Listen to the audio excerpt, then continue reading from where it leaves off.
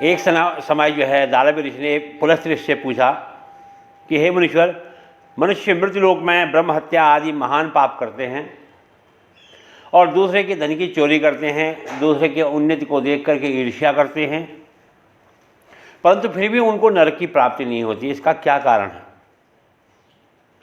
वह न जाने कौन सा ऐसा अल्प दान करते हैं, जो छोटा दान करते हैं, जिसके अल्प परिश्रम से उनके सारे पाप नष्ट हो जाते हैं।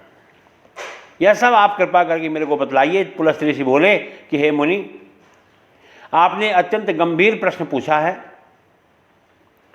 इससे संसारी जनों को बहुत लाभ होगा और इसको इंद्र आदि देव भी नहीं जानते, परंतु आपको यह गुप्त भेद मैं अवश्य बताता हूं।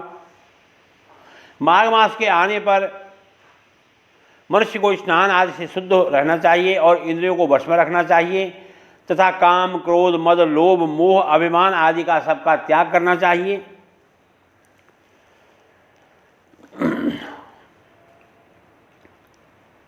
भगवान का स्मरण करना चाहिए और उसको हाथ पैर धोकर के पुष्य नक्षत्र में गोबर, कपास, तिल मिलाकर उपले बनाने चाहिए और उन कंडों से 108 बार हवन करना चाहिए।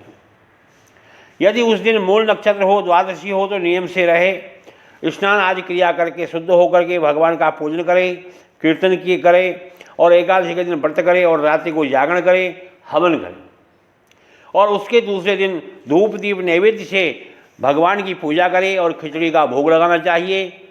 उस दिन भगवान कृष्ण का पूजन करना चाहिए और उनको पेठा, नारियल, सीताफल या सुपारी आदि सहित अर्घ्य का दान देना चाहिए। हे भगवान, आप असरणों की शरण देने वाले हैं, असरणों के शरण हैं। हे भगवान, आप संसार सागर में डूबे हुए का उद्धार करने वाले हैं। हे पुंडरीकाक्ष, हे कमल नेत्रधारी, हे विश्व भगवान, हे जगत गुरु, आप लक्ष्मी सहित मेरे इस तुच्छ भेंट को स्वीकार कीजिए। इसके बाद ब्राह्मण को तिल का दान करना चाहिए। इस प्रकार जो मनुष्य जितने तिलों का दान करता है वह उतने ही 1000 वर्ष तक स्वर्ग में निवास करता है। पहला तिल का स्नान, तिल का उपटन, तिलोदक, तिल का भोजन, तिल का दान, यह 60 तिला कहलाता है। इससे अनेक प्रकार के पाप दूर हो जाते हैं। एक दिन नारद जी ने बोले कि हे भगवान, आपको नमस्कार है, इस 60 तिला एकादशी का क्या पुण्य है और उसकी क्या कथा है, सो मेरे को कृपा करके बतलाइए। तो श्री कृष्ण भगवान बोले कि हे नारद, मैं तुमसे आंखों देखी सत्य घटना बतलाता हूँ, ध्यान से सुनो। प्राचीन काल में मृतलोक में एक ब्राह्मण रहती थी। वह सदैव व्रत किया करती थी। एक समय वह 1 माह तक व्रत करती रही और इससे उसका शरीर जो है बहुत दुर्बल हो गया।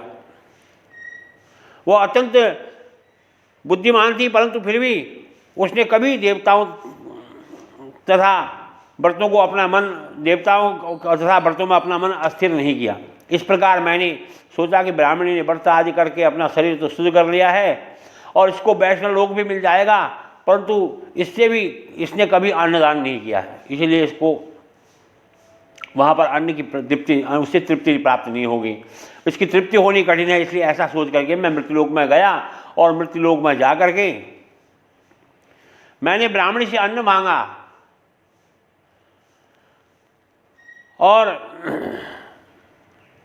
वो कहने लगी कि महाराज, आप यहाँ किस लिए आए हैं? मैंने कहा कि मुझे भिक्षा चाहिए। इस पर उसने मुझे एक मिट्टी का पिंड दे दिया, मिट्टी का ढेला दे दिया और मैं उसे लेकर स्वर्ग में लौट आया।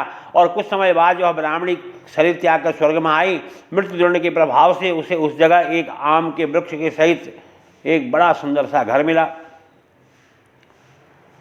और परंतु उसने उस घर में आकर के अन्य वस्तुओं से शून्य पाया। घर में कोई किसी प्रकार की कोई वस्तु नहीं थी।